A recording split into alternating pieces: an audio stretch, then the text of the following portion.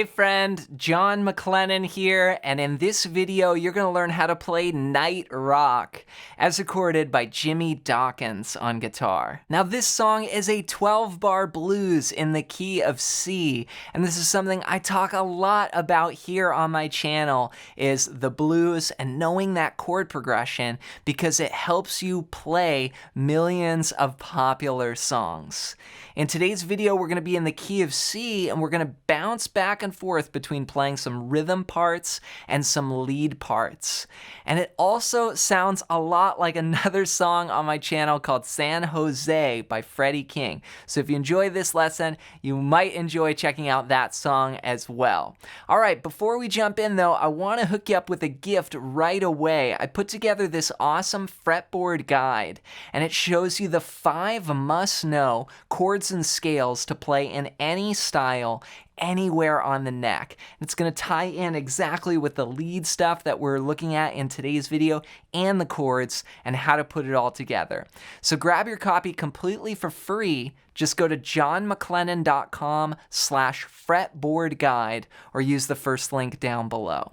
All right, well with that said, let's break down this song. Let's break down how to play Night Rock as recorded by Dawkins on guitar. Now this song is a blues in the key of C, and I'll play for you this main part and then we'll break it down. Here's what it sounds like. 1, 2, 3, 4, 1.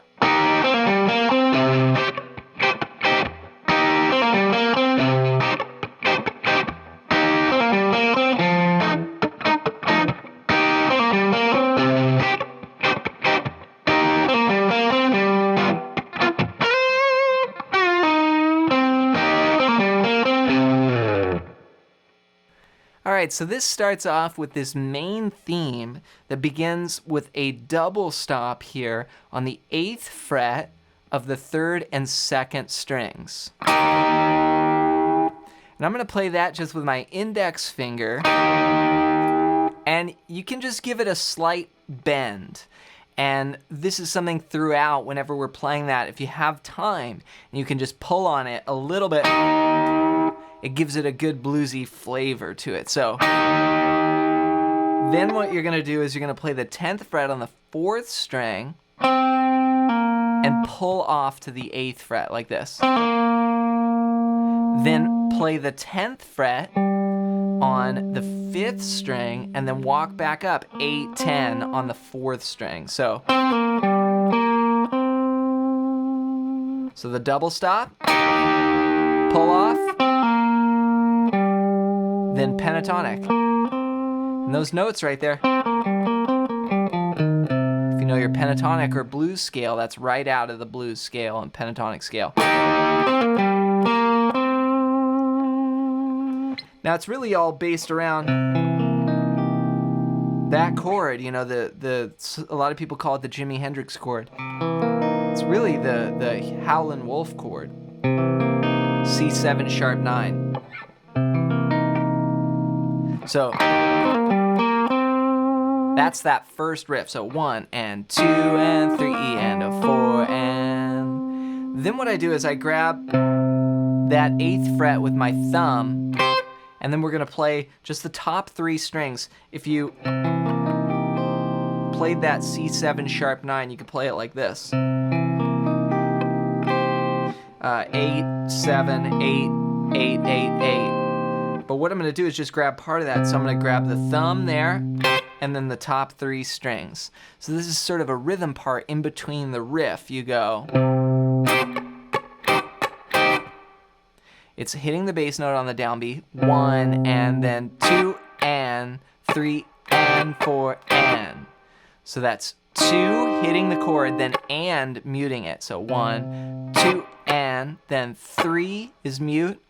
And of 3 you play the chord, 4 you mute, and of 4 you play the chord. So 1 and 2 and 3 and 4 and 1 and 2 and 3 and 4 and. So 1 and 2 and 3 and 4 and 1 and 2 and 3 and 4 and.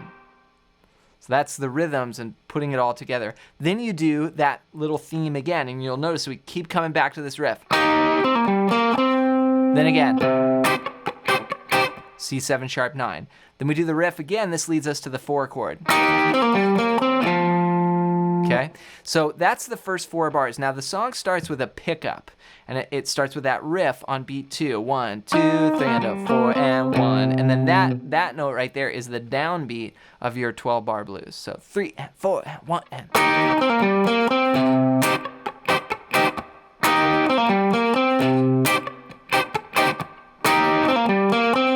Okay, here we move to an F7, and you could do an F9 if you want, but I'm just gonna play these 3 notes here. 8, 7, and 8, starting on the 5th string, or F, A, E flat. It's your F7 chord. Then we'll do that same rhythm. 1, 2, and 3, and 4, and... So lots of muting in there. Then back to the riff.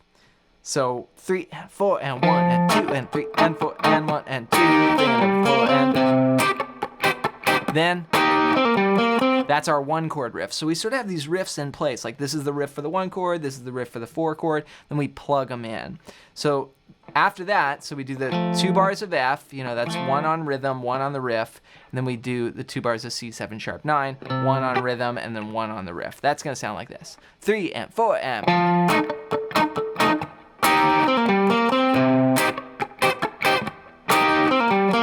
So it's like constantly flowing between keeping the rhythm going and then playing the riff. Here's the first 8 bars, all played as one piece. 1, 2, and 3, and 4, and 1, and...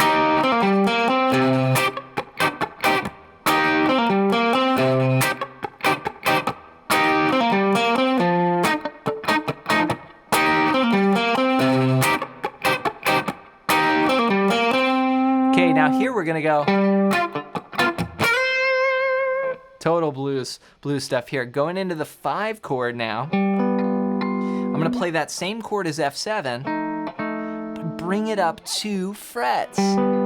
This is gonna give you 10, 9, and 10, or G, B, F are those notes. Okay, now here I'm gonna go 1, and 2, and 3, and... So I'm starting that same way. 1. But on beat 4, I'm gonna go 4, and do this total bluesy slide from 11 to 13 on the 2nd string. So then as the band goes to the 4 chord, then we go, we do this little bend, 10 on the 3rd string. It's actually like a pre-bend, so what you want to do is bend it up before you pluck it. So you bend it up, fall down, and then pull off to 8 there on the 3rd string. So then hit this note here, 10 of the 4th string, which is really the downbeat now. So 1, then there's a break there. So what I did was tie in the riff that we've been using throughout,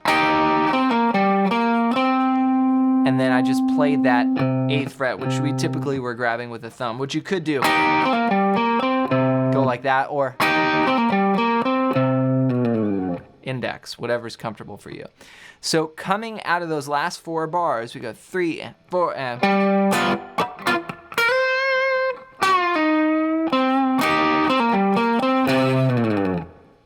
So let's put it all together. We're gonna play with that pickup. We're gonna start on beat 2 and go through all 12 bars. When we hit that last note, we'll just slide off, and that's the end. Here we go. 1, and 2, and 3, and 4, and 1.